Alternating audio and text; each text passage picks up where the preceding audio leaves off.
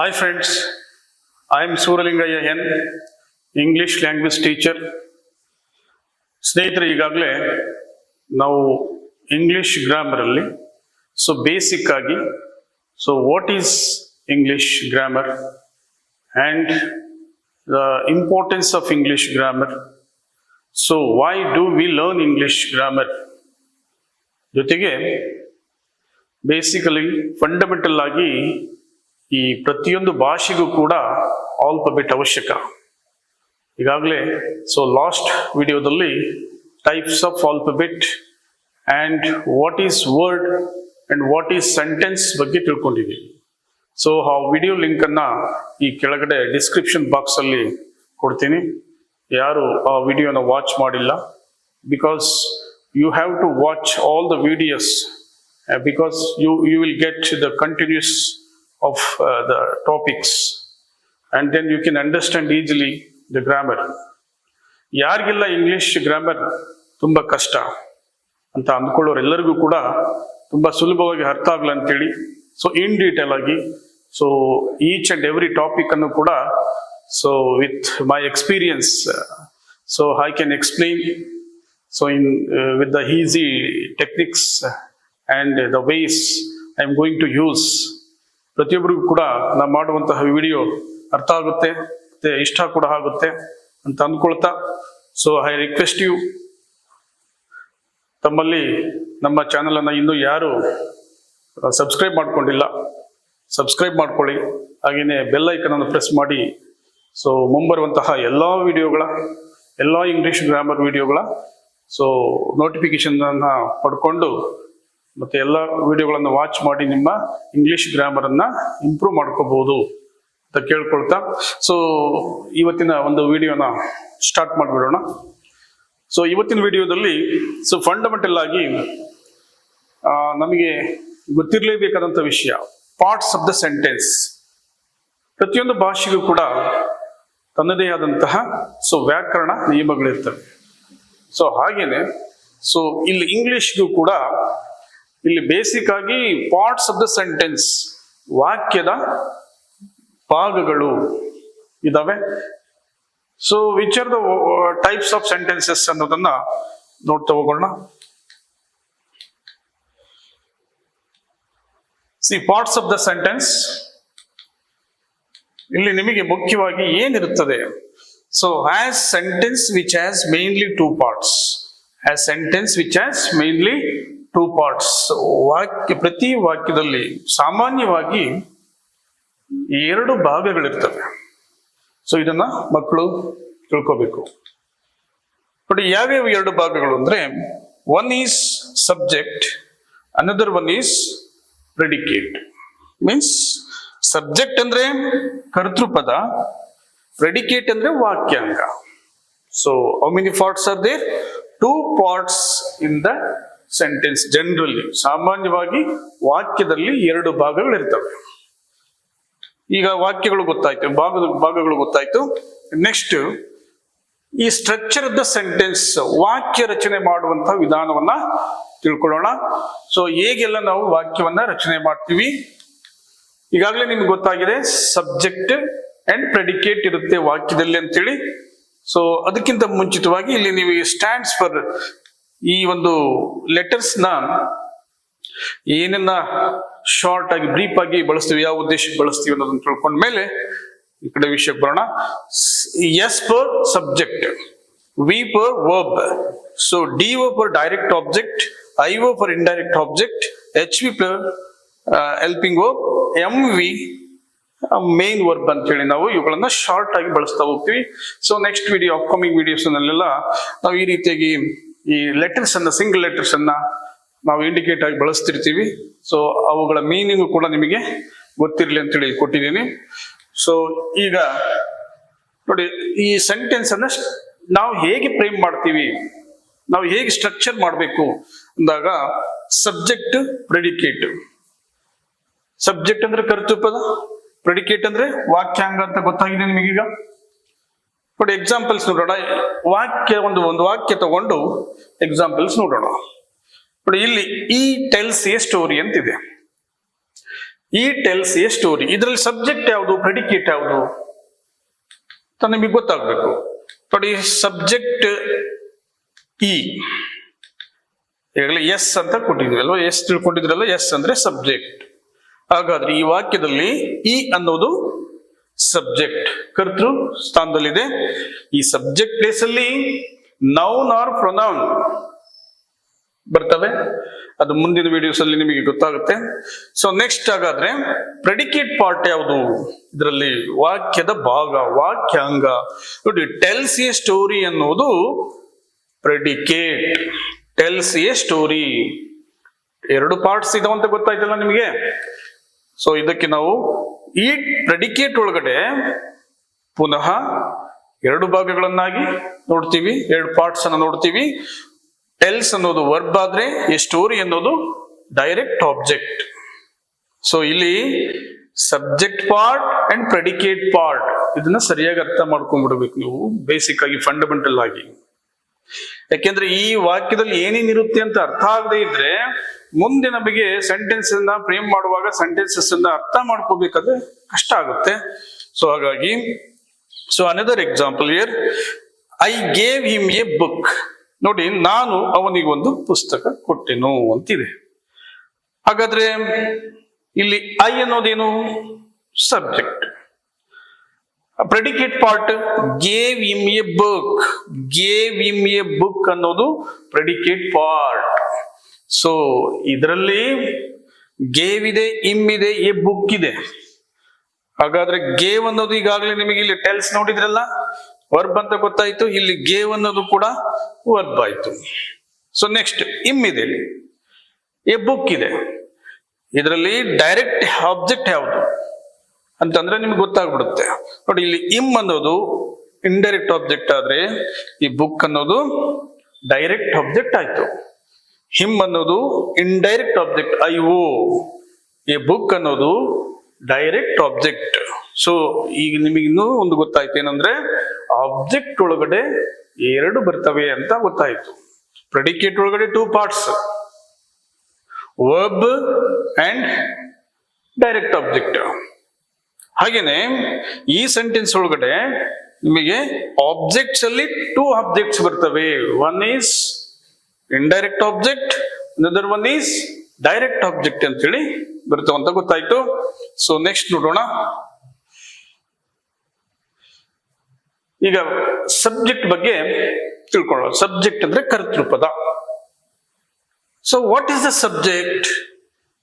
ನೋಡಿ, ಕ್ವಶನ್ ಇದೆ, what is the subject? A subject is the noun or pronoun that performs the action described by the verb in a sentence is called as subject ಅಂತ ಹೇಳ್ತೀವಿ. ನೋಡಿ, ಈ subject ಎನ್ನುವಂತಹ ಪದ ಏನಾಗಿರ್ತದೆ? ಅದು ಒಂದು ನೌನ್ ಆಗಿರುತ್ತೆ, ಇನ್ನೊಂದು ಪ್ರೊನೌನ್ ಆಗಿರುತ್ತೆ.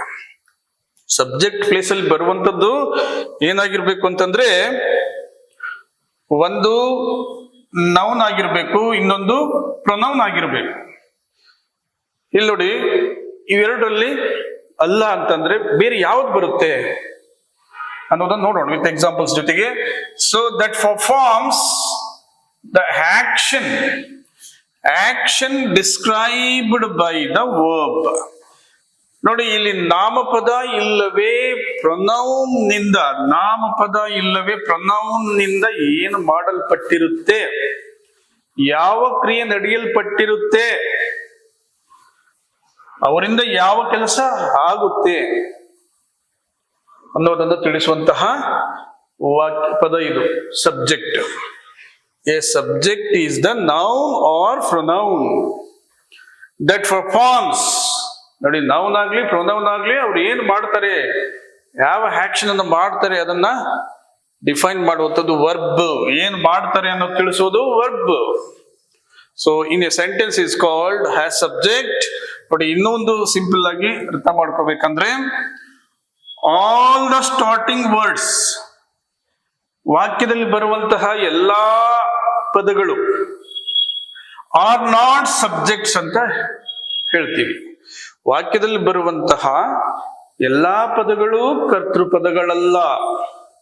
But most of the starting words are subjects. ಏನಿದು ಹೀಗೆ ಕನ್ಫ್ಯೂಸ್ ಮಾಡ್ಕೋಬಾರ್ದು. All the starting words are not subjects, but most of the starting words are subjects. ನೋಡಿ, ವಾಕ್ಯದ ಮೊದಲಿಗೆ ಬರುವಂತ ಎಲ್ಲಾ ಪದಗಳು ಕರ್ತೃಪದಗಳಲ್ಲ. ಆದ್ರೆ ಹೆಚ್ಚಾನೆಚ್ಚು ವಾಕ್ಯದ ಮೊದಲಿಗೆ ಬರುವಂತ ಪದಗಳೆಲ್ಲವೂ ಸಬ್ಜೆಕ್ಟ್ಸ್ ಆಗಿರ್ತವೆ. ನಿಮಗೆ ಅರ್ಥ ಆಗಿಲ್ಲ ಈಗ? So I will show the examples. ನಾನು ನಿಮಗೆ ಉದಾಹರಣೆ ಸಹಿತ ಹೇಳಿದಾಗ ನಿಮಗೆ ಈ ಒಂದು ಡೆಫಿನೇಷನ್ ಕ್ಲಿಯರ್ ಆಗುತ್ತೆ. ಈಸಿಯಾಗಿ ಕೂಡ ನೆನ್ಪಿಟ್ಕೋಬಹುದು. ವಾಟ್ ಈಸ್ ಸಬ್ಜೆಕ್ಟ್ ಅಂದ್ರೆ ಒಂದು ನೌನ್ ಆಗಿರ್ಬೇಕು, ಇಲ್ಲ ಪ್ರೊನೌನ್ ಆಗಿರ್ಬೇಕು. ಅದು ಇವೆರಡರಲ್ಲೇ ಒಂದು ಬರುತ್ತೆ. ಬಟ್ ಇನ್ನೂ ಒಂದು ಕೂಡ ಬರುತ್ತೆ. ಅದು ಯಾವ್ದು ಅಂತ ಹೇಳಿ ಎಕ್ಸಾಂಪಲ್ಸ್ ಜೊತೆಗೆ ಹೇಳ್ತೀನಿ. ಸೊ ಹೀಗೆ all the starting words are not subject, but most of the starting words are called subjects ಅಂತ ಹೇಳೋದಾದ್ರೆ, ಸೊ ನೆಕ್ಸ್ಟ್ ನೋಡಿ, ಇಲ್ಲಿ ನೀವು ಈ ಸಬ್ಜೆಕ್ಟ್ ಹೌದೋ ಅಲ್ವೋ ಅಂತ ಕನ್ಫರ್ಮ್ ಮಾಡ್ಕೋಬೇಕಾದ್ರೆ ಈ ಕ್ಯಾರೆಕ್ಟರ್ಸ್ ಆಫ್ ದ ಸಬ್ಜೆಕ್ಟ್ ಬಗ್ಗೆ ತಿಳ್ಕೋಬೇಕು. ಕ್ಯಾರೆಕ್ಟರ್ಸ್ ಆಫ್ ದ ಸಬ್ಜೆಕ್ಟ್, ಏನೇನ್ ಕ್ಯಾರೆಕ್ಟರ್ಸ್ ಇರ್ಬೇಕು, ಅದಕ್ಕೆ ಏನೇನ್ ಲಕ್ಷಣಗಳು ಇರ್ಬೇಕು ಅಂತ ನೋಡಿ. ಒಂದು ನೌನ್ ಆಗಿರ್ಬೇಕು, ಇಲ್ಲ ಪ್ರೊನೌನ್ ಆಗಿರ್ಬೇಕು. ಇದು ಡೆಫಿನಿಷನ್ ಅಲ್ಲಿ ಇದೆ. ಓಕೆ, ಒಂದು ನಾಮಪದ ಆಗಿರ್ಬೇಕು, ಇಲ್ಲ ಸರ್ವನಾಮ ಆಗಿರ್ಬೇಕು. ಅದು ಇಲ್ಲ ಅಂದ್ರೆ ಡ್ಯೂಯರ್ ಆಫ್ ಆಕ್ಷನ್ ಇರಬೇಕು. ನಾನು ಅವಾಗಲೇ ಹೇಳಿದ್ದಲ್ಲ, ಇನ್ನೂ ಒಂದು ಕೂಡ ಬರುತ್ತೆ ಅಂತೇಳಿ, ಡ್ಯೂಯರ್ ಆಫ್ ಆಕ್ಷನ್ ಇರಬೇಕು. ಈ ಮೂರೂ ಇಲ್ಲ ಅಂತಂದ್ರೆ ಅದು ವಾಕ್ಯದ ಮೊದಲಿಗೆ ಬಂದ್ರೂ ಕೂಡ ಅದು ಸಬ್ಜೆಕ್ಟ್ ಆಗಲ್ಲ. ಈ ಮೂರು ಲಕ್ಷಣಗಳಲ್ಲಿ ಯಾವುದಾದ್ರೂ ಒಂದು ಇದ್ರೆ, ಅದಕ್ಕೆ ಲಕ್ಷಣ ಇದ್ರೆ ಡೆಫಿನೆಟ್ ಆಗಿ ವಾಕ್ಯದ ಆರಂಭದಲ್ಲಿ ಬರುವಂತಹ ಪದಗಳೆಲ್ಲವೂ ಕೂಡ ಸಬ್ಜೆಕ್ಟ್ಸ್ ಆಗಿರ್ತವೆ. Let's see examples.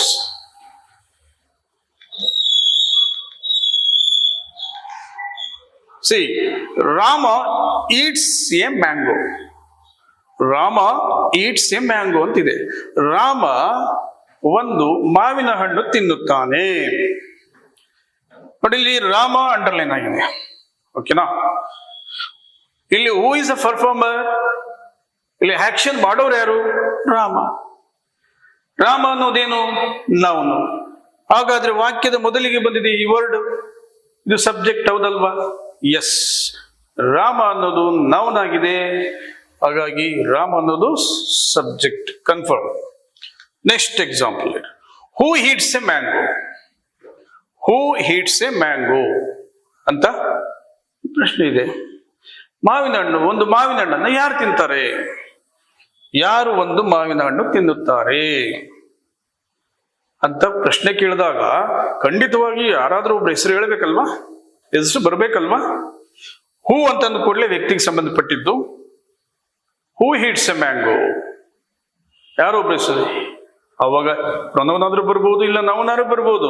ಇವೆರಡರಲ್ಲಿ ಒಬ್ಬರ ಹೆಸರು ಬರ್ಲೇಬೇಕಲ್ಲಿ. ಇಲ್ಲ ಅವನ್ ತಿಂತಾನೆ, ಇವಳು ತಿಂತಾನೆ, ಇವಳು ತಿಂತಾಳೆ, ಅವ್ರು ತಿಂತಾರೆ, ಇವ್ರು ತಿಂತಾರೆ, ಇಲ್ಲ ರಮೇಶ ತಿಂತಾನೆ, ಇಲ್ಲ ಸುರೇಶ್ ತಿಂತಾನೆ ಅನ್ನೋ ಹೆಸರು ಬರ್ಲೇಬೇಕಲ್ವಾ? ಹಾಗಾದ್ರೆ ಇದು ನೌನ್ ಅಲ್ಲ, ನೆನಪಿರ್ಲಿ. ಇದು ನೌನು ಅಲ್ಲ, ಪ್ರೊನೌನು ಅಲ್ಲ, but it is interrogative pronoun ಇದು. ಹಾಗಾಗಿ ಇದು ವಾಕ್ಯದ ಮೊದಲಿಗೆ ಬಂದಿದೆ. ಇದಕ್ಕೆ ಡ್ಯೂಯರ್ ಆಫ್ ಆಕ್ಷನ್ ಇದೆ. ಹೂ ಅನ್ನೋದಕ್ಕೆ ಡ್ಯೂಯರ್ ಆಫ್ ಆಕ್ಷನ್ ಇದೆ. ಹೂ ಅಂತ ಪ್ರಶ್ನೆ ಮಾಡಿದ್ರೆ ಯಾರೋ ಒಬ್ರು ಹೆಸರು ಬರಬೇಕು. ಸೊ ಯಾರೋ ಒಬ್ರು ಅಂತೇಳಿ ನಮಗೆ ಗೊತ್ತಾಗ್ಬೇಕು. ಸೊ ಹಾಗಾಗಿ ಇದು ವಾಕ್ಯದ ಮೊದಲಿಗೆ ಬಂದಿದೆ. ನೌನ್ ಅಲ್ಲ, ಪ್ರೊನೌನ್ ಅಲ್ಲ, ಬಟ್ ಇದಕ್ಕೆ ಡ್ಯೂಯರ್ ಆಫ್ ಆಕ್ಷನ್ ಇದೆ ಹೂಗೆ. ಇದನ್ನ ನಾವು ಸಬ್ಜೆಕ್ಟ್ ಅಂತೇಳಿ ಕನ್ಸಿಡರ್ ಮಾಡ್ತೀವಿ. ಎಸ್, ಇಲ್ಲಿ ರಾಮ ಇರೋ ಜಾಗದಲ್ಲಿ ಹೀ ಬರ್ಬೋದು. ಓಕೆ, ರಾಮ ಇರೋ ಜಾಗದಲ್ಲಿ ಸೀತಾ ಬರ್ಬೋದು, ಅಥವಾ ಶೀ ಬರ್ಬೋದು. ನೌನ್ ಆರ್ ಪ್ರೊನೌನ್ ಎರಡರಲ್ಲಿ ಯಾವ್ದು ಬಂದ್ರು ಕೂಡ ಸಬ್ಜೆಕ್ಟ್. ಅದಲ್ಲದೆ ಡ್ಯೂಯರ್ ಆಫ್ ಆಕ್ಷನ್ ಇರುವಂತಹ ವರ್ಡ್ ಯೂಸ್ ಮಾಡಿದಾಗ ಅದು ಕೂಡ ವಾಕ್ಯದ ಮೊದಲಿಗೆ ಬಂದು ಸಬ್ಜೆಕ್ಟ್ ಆಗುತ್ತೆ. Next example, please heat A mango. ದಯವಿಟ್ಟು ಒಂದು ಮಾವಿನ ಹಣ್ಣು ತಿನ್ನಿ ಅಂತ ಹೇಳಿದೆ ನಾನು. ದಯವಿಟ್ಟು ಒಂದು ಮಾವಿನ ಹಣ್ಣು ತಿನ್ನಿ ಅಂತ ಹೇಳಿ ಯಾರಿಗೆ ಹೇಳಿದೆ? ಅವನಿಗೆ ಹೇಳಿದ್ದ, ಇವಳಿಗೆ ಹೇಳಿದ್ದ, ಯಾರಿಗೂ ಹೇಳಿಲ್ಲ. ಯಾರು ಬಂದು ತಿನ್ಬೇಕು ಹೇಳಿ? ನೋಡಿ, ಇಲ್ಲಿ ವಾಕ್ಯದ ಬದಲಿಗೆ ಬಂದಿರುವುದು ಫ್ಲೀಸ್. ನಾವಿಲ್ಲಿ ಡೆಫಿನೇಷನ್ ಪ್ರಕಾರ all the starting words are not subjects but most of the starting words are subjects ಅಂತ ಹೇಳ್ತೀವಿ. ವಾಕ್ಯದ ಮೊದಲಿಗೆ ಬರುವ ಪದಗಳೆಲ್ಲವೂ ಕರ್ತೃ ಪದಗಳಲ್ಲ. ಆದರೆ ವಾಕ್ಯದ ಮೊದಲಿಗೆ ಬರುವಂತ ಬಹುಪಾಲು ಅಂದ್ರೆ ಹೆಚ್ಚಾನೆಚ್ಚು ಪದಗಳು ಕರ್ತೃ ಪದಗಳೇ ಆಗಿರ್ತವೆ ಅನ್ನೋದಕ್ಕೆ ಇಲ್ಲಿ ನಾನು 3 ಎಕ್ಸಾಂಪಲ್ ಕೊಟ್ಟಿದ್ದೀನಿ. ಈ 3ರಲ್ಲಿ 2 ವಾಕ್ಯಗಳಲ್ಲಿ ಬಂದಿರುವಂತಹ ಮೊದಲ ಪದಗಳು ಕರ್ತೃ ಪದಗಳಾಗಿವೆ ಅಲ್ವೇ? ನೋಡಿ, ಇಲ್ಲಿ ರಾಮ ಅನ್ನೋದು, ಇಲ್ಲಿ ರಾಮ ಜಾಗದಲ್ಲಿ ಸೀತಾ ಇರ್ಬೋದು ಅಲ್ವಾ? ಇಲ್ಲಿ ಶಿ ಅಂತ ಬರ್ಬೋದು, ಇಲ್ಲಿ ಅಥವಾ ಹಿ ಅಂತ ಬರ್ಬೋದು. ಒಂದು ಸಬ್ಜೆಕ್ಟ್ ಆಗಿ ಅನ್ಸ್ಕೋಬೇಕಾದ್ರೆ ನೌನ್ ಆಗಿರ್ಬೇಕು, ಇಲ್ಲ ಪ್ರೊನೌನ್ ಆಗಿರ್ಬೇಕಲ್ವಾ? ನೆಕ್ಸ್ಟ್, ಹೂ ಅಂತ ಪ್ರಶ್ನೆ ಮಾಡಿದಾಗ ಯಾರೋ ಒಬ್ಬರ ಹೆಸರು ಬರಬೇಕು. ಆಗ ಅದಕ್ಕೆ ಡೂಯರ್ ಆಫ್ ಆಕ್ಷನ್ ಇದೆ. ಯಾವ ಲಕ್ಷಣ ಇದೆ? ಡೂಯರ್ ಆಫ್ ಆಕ್ಷನ್ ಅನ್ನುವಂತ ಲಕ್ಷಣ ಇದೆ. ಆದ್ರೆ ಇಲ್ಲಿ ಪ್ಲೀಸ್ ಅನ್ನೋ ವರ್ಡ್ ಇದೆ. ಇದಕ್ಕೆ ಇದು ನೌನು ಅಲ್ಲ, ಪ್ರೊನೌನು ಅಲ್ಲ, ಇದಕ್ಕೆ ಯಾವ ಡೂಯರ್ ಆಫ್ ಆಕ್ಷನ್ ಕೂಡ ಇಲ್ಲ. ಹಾಗಾಗಿ ಇದು ವಾಕ್ಯದ ಅಥವಾ ಸೆಂಟೆನ್ಸ್ ನ ಬಿಗಿನಿಂಗ್ ಅಲ್ಲಿ ಬಂದ್ರೂ ಕೂಡ it is not called as subject. ಈಗ ನಿಮಗೆ ಸಂಪೂರ್ಣವಾಗಿ ವಾಟ್ ಈಸ್ ಸಬ್ಜೆಕ್ಟ್ ಅಂದ್ರೆ ಅರ್ಥ ಆಗಿದೆ ಅನ್ಕೊಂಡಿದ್ದೀನಿ. ಸೊ ಈಸಿ ನೆನ್ಪಿಟ್ಕೊಬಿಡಿ, subject is a noun or pronoun or so which as doer of action ಇರಬೇಕು ಅದಕ್ಕೆ. So it is called as subject ಅಂತ ಹೇಳ್ಬೋದು. ಇಲ್ಲ, ಸಿಂಪಲ್ ಆಗಿ all the starting words are not subjects but most of the starting words are called as subjects ಅನ್ನೋದಕ್ಕೆ ಈ ತರ ನೀವು ಈಸಿಯಾಗಿ ಅರ್ಥ ಮಾಡ್ಕೋಬಹುದು.